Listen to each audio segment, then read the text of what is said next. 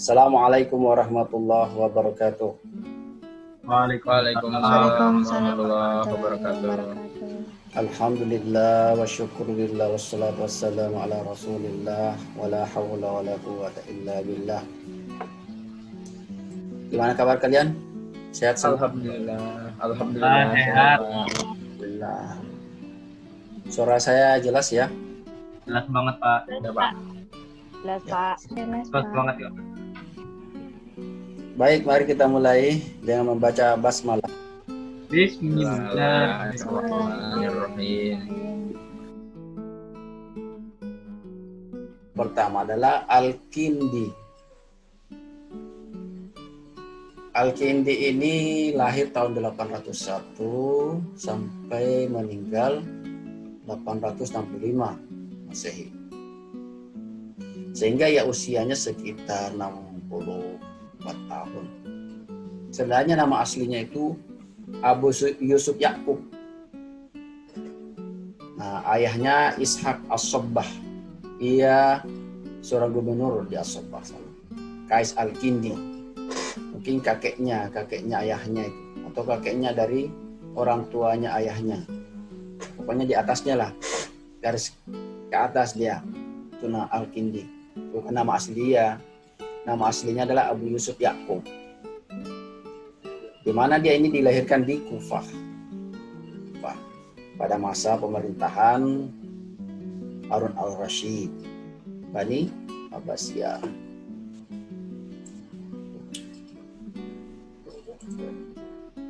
Sekarang pemikiran Al-Kindi itu antara lain, misalnya tentang filsafat.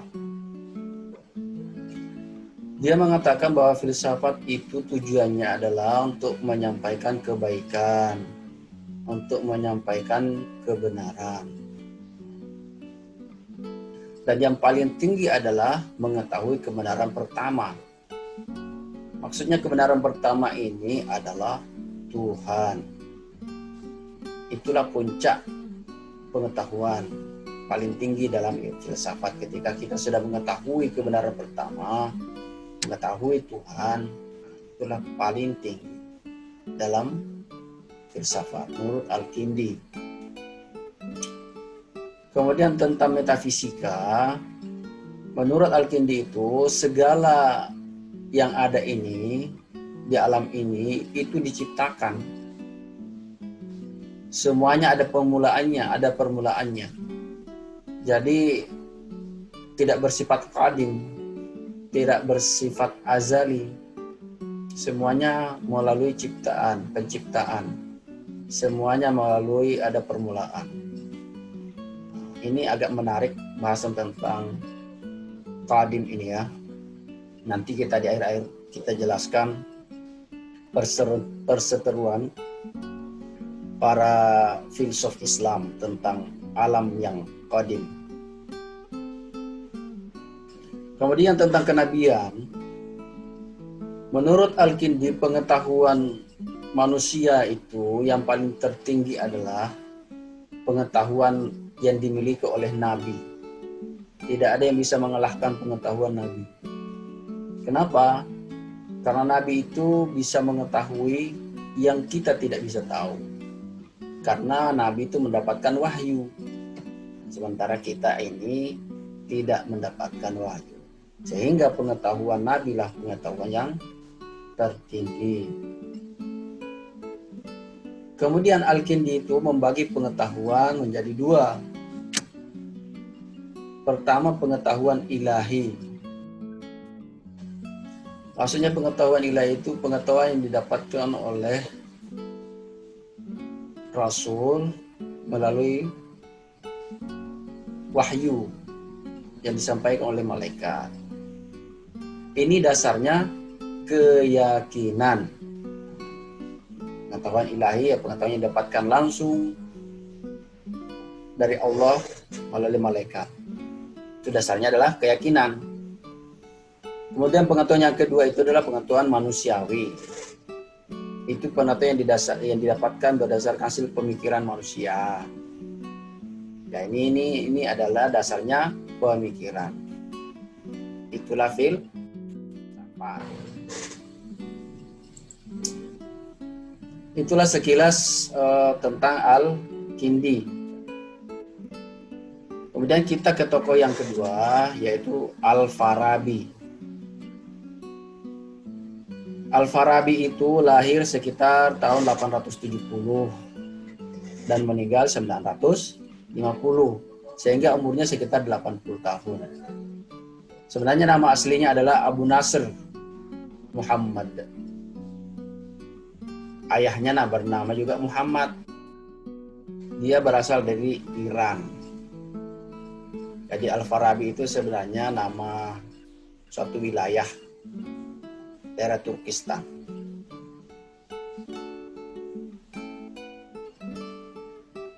Menurut atau kadang-kadang Al-Farabi juga ini dipanggil disebut orang Turki, walaupun ayahnya orang Iran. Dia kadang-kadang karena ibunya adalah orang Turki. Ada gelar yang disematkan kepada Al-Farabi itu, yaitu Al-Muallimus Tsani. Al-Muallimus Tsani, yaitu guru kedua. Jadi di dunia filsafat itu ada yang namanya guru pertama, namanya Aristoteles. Kemudian yang kedua itu Al-Farabi. Maksudnya bagaimana itu guru pertama, guru kedua? Apakah yang lain itu bukan guru? Jadi maksudnya itu, kalau Aristoteles itu, dialah yang pertama membuat pengajaran itu secara sistematis, menetapkan batasan-batasan suatu ilmu. Jadi adalah kelompok-kelompok ilmu. Misalnya ilmu filsafat itu batasannya dari mana ke mana, astronomi itu mana, logika itu apa, geometri itu bagaimana, dan seterusnya. Sedangkan Al-Farabi itu meneruskan sama menetapkan batasan-batasan, tetapi ditambahi dengan khazanah keislaman. Misalnya bahasan fikih itu apa saja, ilmu kalam itu bahasanya apa saja, itu ditetapkan oleh Al-Farabi, sehingga dia disebut sebagai Al-Muallimus Tsani. Itulah asal kata atau asal usul pemberian istilah guru pertama dan guru kedua. Baik, sekarang pemikiran Al-Farabi. Menurut Al-Farabi itu, filsafat itu adalah ilmu yang paling awal dan ilmu yang membahas tentang maujud, segala yang ada. Dan ini sejalan dengan pendapat bahwa filsafat itu the mother of science, the queen of the science. Karena filsafat itu ilmu yang paling awal. Menurut Al-Farabi, filsafat itu ilmu yang paling sempurna, ilmu yang paling awal, dan membahas segala sesuatu. Apa saja yang ada itu dibahas oleh filsafat.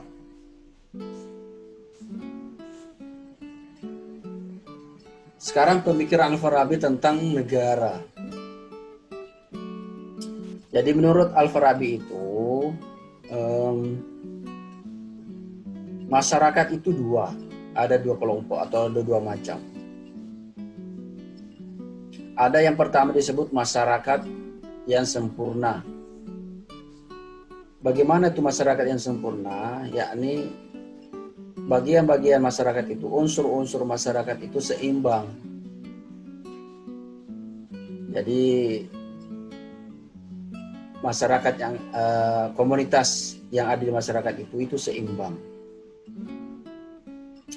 Misalnya diibaratkan dalam tubuh manusia ini atau raga kita ini. Raga kita ini terdiri dari unsur-unsur. Nah, raga ini akan baik, akan sempurna kalau unsur-unsur ini seimbang. Nah, yang paling utama di antara raga kita ini adalah hati. Hati. Mohon maaf Pak, ada teman kelas saya yang belum masuk. Keluar tadi. Demikian pula masyarakat ini. Masyarakat ini itu adanya masyarakat sempurna kalau unsur-unsur masyarakat itu seimbang. Makanya menurut Al-Farabi itu yang paling bagus untuk menjadi kepala negara di masyarakat itu adalah yang paling sempurna, yang paling baik. Ya, berarti tidak seperti demokrasi. Demokrasi kan siapa yang menang, itulah yang menjadi pemimpin. Walaupun dia dari prema, walaupun dia dari orang yang tidak terpelajar, kalau dia menang, itulah yang menjadi pemimpin. Tapi kalau Al-Farabi tidak, yang paling baik menjadi pemimpin itu adalah yang sempurna, yang terbaik. Nah, masyarakat sempurna itu terbagi tiga. Ada masyarakat besar. Masyarakat besar ini maksudnya seluruh dunia. Seluruh dunia. Pertengahan. Jadi masyarakat pertengahan itu hanya batas masyarakat dibatasi wilayah-wilayah teritorial. Terus ada masyarakat kecil. Masyarakat kecil itu hanya di satu kota, hanya di satu wilayah. Jadi ada tiga masyarakat sempurna itu ya. Kemudian yang kedua, masyarakat yang tidak sempurna. Menurut Al-Farabi, masyarakat yang tidak sempurna itu ada dua macam. Yang pertama, masyarakat yang fasik. Masyarakat fasik itu seperti apa? Jadi orangnya pintar, orang ilmunya bagus seperti di masyarakat yang sempurna tadi. Tetapi perilakunya tidak mencerminkan ilmunya. Artinya perilakunya tidak sama dengan ilmunya, ilmunya tidak sama dengan perilakunya. Ilmunya tidak diamalkan dalam kehidupan sehari-hari. Sehingga dia fasik. Itu termasuk masyarakat tidak sempurna. Kemudian yang kedua, masyarakat yang bodoh. Apa yang dimaksud masyarakat yang bodoh itu? Yaitu dalam hidupnya hanya mengejar kesenangan jasmani saja. Kesenangan fisik saja. Nah, itu. Kalau ada orang-orang yang seperti itu menurut Al-Farabi, dia termasuk masyarakat yang bodoh. Walaupun dia pintar, tapi perilakunya hanya memburu kesenangan jasmani, maka dia tergolong masyarakat bodoh. Dan itu termasuk masyarakat yang tidak sempurna. Nah, itu sekilas pemikiran Al-Farabi. Terus kita masuk ke tokoh yang ketiga, yaitu Ibnu Sina. Ibnu Sina ini lahir sekitar tahun 980-an. Umurnya sekitar 57 tahun. Sebenarnya nama aslinya itu adalah Abu Ali Husain. Abu Ali Husain, ayahnya bernama Abdullah. Sina itu sebenarnya kakeknya, nama kakeknya dia. Ibnu Sina ya. Dia lahir di Asfan di Bukhara. Afshan ya. Sekitar 10 tahun dia sudah menghafal Al-Quran. Terus dia belajar filsafat, belajar logika, matematika, psikologi. Banyak yang dia pelajari. Bahkan dia terkenal selain sebagai filosof, dia terkenal juga sebagai dokter. Jadi belajar filsafat dan kedokteran. Kan dia menulis buku yang berhubungan dengan filsafat dan yang berhubungan dengan kedokteran. Kalau yang filsafat itu bukunya namanya Asy-Syifa, itu ada 4 bagian. Ada yang logika, ada yang ilmu alam, ada yang ilmu pasti, dan ada ilmu tentang ketuhanan. Sedangkan bukunya yang berhubungan dengan kedokteran itu namanya Al-Qanun, atau biasa disebut di barat itu Canon of Medicine. Nah, ini memuat tentang kedokteran, misalnya tentang anatomi, pengobatan, fisiologi, dan seterusnya ya. Nah, sekarang pemikiran Ibnu Sina tentang ketuhanan. Menurutnya Tuhan itu adalah al-aql. Tuhan itu adalah akal. Maksudnya Tuhan itu memikirkan dirinya sendiri, kemudian memikirkan di luar dirinya, dan dari hasil pemikirannya itu mengeluarkan akal yang pertama. Dan akal yang pertama itu juga begitu, memikirkan dirinya sehingga mengeluarkan akal yang kedua. Jadi sampai mengeluarkan akal kedua juga mengeluarkan planet-planet, langit dan planet-planet, juga mengeluarkan jiwa-jiwa langit dan planet-planet. Jadi menurutnya tiap-tiap akal itu menimbulkan 3 wujud. Yang pertama itu akal pertama, kemudian langit dan planet-planetnya, dan yang ketiga jiwanya langit itu dan planet-planetnya. Jadi menurut Al-Kindi, Ibnu Sina, langit ini itu punya jiwa, punya akal.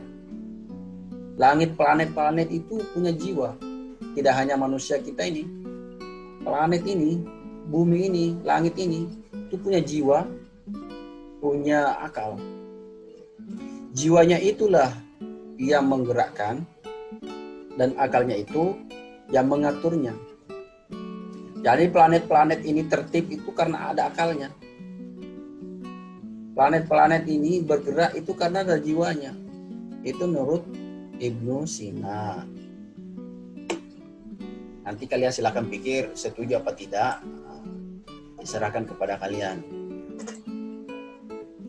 Nah, itulah pemikiran Ibnu Sina. Kemudian kita ke tokoh yang keempat, namanya Al-Ghazali. Itu meninggal tahun 1111. Ini paling mudah dihafal. 1111. Umurnya sekitar tahunan. Ini kok ada yang keluar terus ya? Ya, tak admit dulu. Mungkin jaringan, Pak. Iya, ya.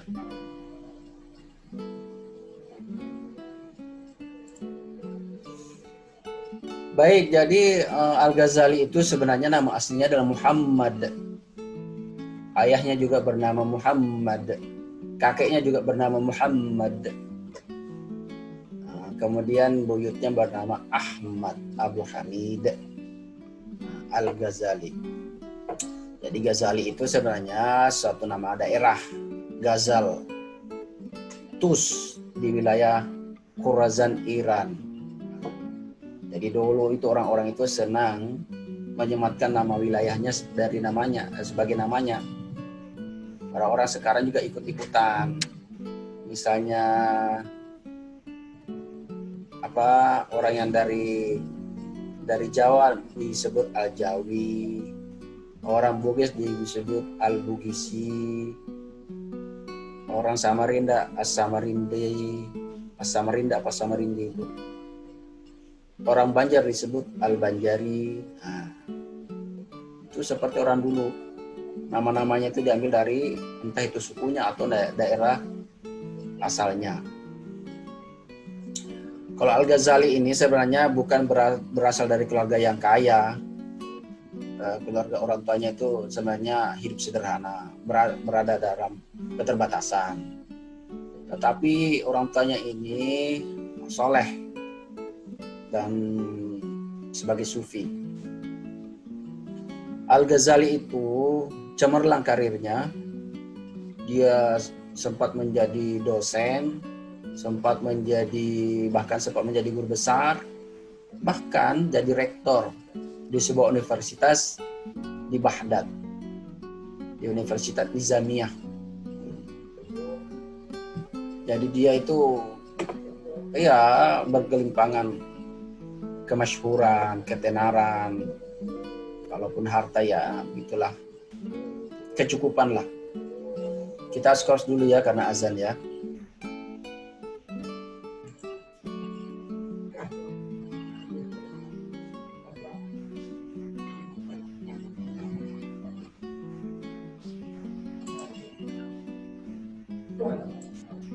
Baik, kita lanjutkan ya. Jadi Al-Ghazali itu sudah bergelimang kenikmatan lah ya. Jabatan sudah puncak, harta, pokoknya berkecukupan lah. Tetapi pada masa itu dia juga berpolemik dengan golongan-golongan tertentu, misalnya yang mendalami masalah kebatinan, batiniah. Dia juga ada berpolemik dengan para ahli filsafat. Sehingga akhirnya dia mengalami goncangan batin. Batinnya goncang. Di samping itu pada saat dia menduduki jabatan, penguasa-penguasa pada waktu itu membiarkan terjadinya korupsi, membiarkan aja nepotisme dan hal yang semacam itu. Sehingga banyak hal yang membuat dia resah, batinnya goncang. Hal-hal seperti ini dia alami sekitar 6 bulan. Akhirnya dia meminta untuk mengundurkan diri dari jabatannya sebagai rektor, dan dia beruzlah, dia mengasingkan diri, dia berkhalwat, dia hanya berdua-duaan dengan Allah, dia hanya asyik dengan Allah, berdua-duaan dengan Allah, beruzlah, dia mengasingkan diri dari dunia. Itu dilakukan di daerah Sams, daerah Damaskus. Itu sekitar 2 tahun dia melakukan uzlah ya. Sampai akhirnya dia kembali ke Baghdad. Terus dia melanjutkan atau pulang kampung ke Tus, ke Al-Ghazal. Di sana dia tetap berkhalwat sekitar kurang lebih 10 tahun di sana berkhalwat. Dia hanya asyik dengan berdua-duaan dengan Allah. Tetapi dia tetap mengajar di sana.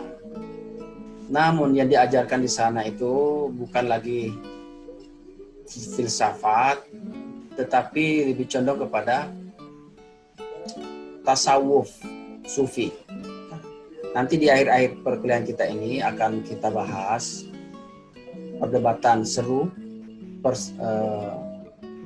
perseteruan antara tokoh filsafat ini ya. Nanti kita bahas setelah ini. Al-Ghazali itu sangat aktif menulis. Menurut keterangan dia itu bukunya kurang lebih 100 buah.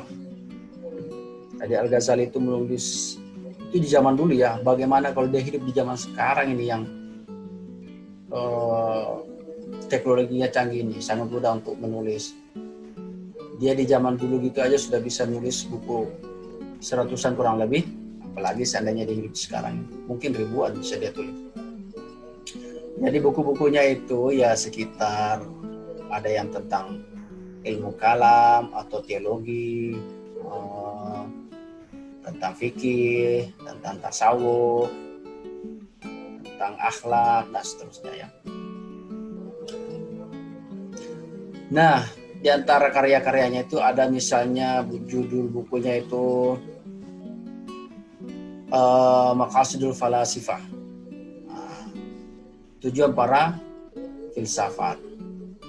Dari sini kita bisa mengerti bahwa Al-Ghazali itu mendalami filsafat. Dengan dia menulisnya buku Maqasidul Falasifah, berarti dia mengerti filsafat. Dia paham filsafat, dia belajar filsafat, dia mendalami filsafat sehingga tahu tujuan para filsafat. Namun dalam perjalanannya itu akhirnya dia tidak seperti menolak filsafat, mau meninggalkan filsafat. Menurutnya ada yang salah dengan filsafat itu, sehingga dia menulis buku lagi, Tahafutul Falasifah. Jadi Tahafutul Falasifah itu dia menulis semacam kekacauan para filsafat ini, para filosof. Menurutnya ada sekitar 20 poin kurang lebih itu ya, yang menyimpang dari keimanan, keislaman. Ajaran filsafat itu ada sekitar 20 poin yang menyimpang dari keislaman, yang menyimpang dari keimanan Islam. Nah, nanti kita jelaskan. Akhirnya dia tinggalkan filsafat, terus dia mau mencari apa? Mau mencari kebenaran yang betul-betul benar, yang tidak terbantahkan. Itu tadi dia beruzlah tadi, dia berkhalwat tadi. Akhirnya dia mendalami tasawuf dan menulis beberapa buku tentang tasawuf. Di antaranya yang terkenal adalah Ihya Ulumuddin. Ihya Ulumuddin. Nah, itu antara lain kitabnya atau Al-Munqidh Minad Dalal. Ini antara lain kitab tasawufnya yang terkenal. Misalnya di kitab Al-Munqidh Minad Dalal itu dia menceritakan pencarian ilmunya dan pilihan terakhirnya apa. Tujuan akhirnya dia apa? Dia memilih mendalami tasawuf. Dia meninggalkan filsafat karena menurutnya ada sekitar 20 poin, 20 hal yang menyimpan dari akidah Islam, dari ajaran Islam. Nah, nanti kita akan bahas ya.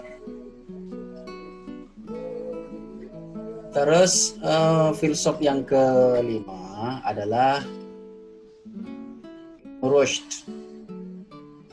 Ibn Rushd ini lahir sekitar tahun 1100-an atau 1126. Umurnya sekitar 72 tahun. Sebenarnya nama aslinya itu Muhammad. Dia lahir di Cordoba, Andalusia. Kalau sekarang namanya Spanyol.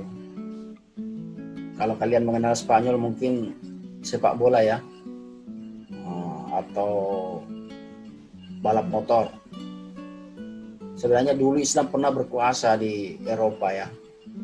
Antara lain di Spanyol itu sekitar 700 tahun itu Islam berkuasa di Eropa. Sampai akhirnya Islam jatuh. Islam jatuh karena umat Islam cinta dunia. Tidak peduli dengan agama sehingga terlena direbutlah kekuasaan. Umat Islam di sana diberikan pilihan, tetap tinggal di Spanyol, di Andalusia, tetapi pindah agama, atau tetap tinggal di Spanyol, di Andalusia, tidak mau pindah agama, tetapi dihukum mati, atau mau selamat, harus meninggalkan Andalusia, harus keluar dari Spanyol. Nah, itu terbagi-bagilah masyarakat. Jadi setelah ke Islam jatuh ya, yang ketahuan Islam tinggal di sana dibunuh, dihukum mati. Yang mau selamat ya pindah keluar, meninggalkan. Ada yang ke Maroko. Maroko itu ya paling dekat dari Spanyol itu, tetapi menyeberang juga, menyeberang laut. Itu sekitar ya sekilas tentang Andalusia. Jadi Ibn Rushd itu lahir di sana, di Spanyol, di Andalusia. Keluarganya ya orang terkenal, orang alim, bahkan ayah dan kakeknya itu sempat menjadi kepala pengadilan di Andalusia. Ayahnya itu bernama Ahmad, kakeknya itu bernama Muhammad, sama dengan dia.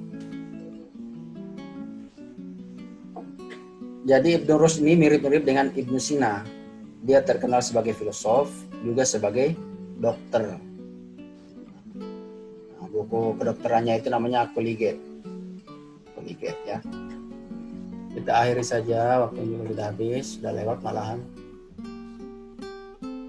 Mari kita bersama-sama membaca hamdalah. Alhamdulillahirabbil alamin. Demikian dari saya, mudah-mudahan bermanfaat. Kebenaran datangnya dari Allah, kehilafan datangnya dari saya.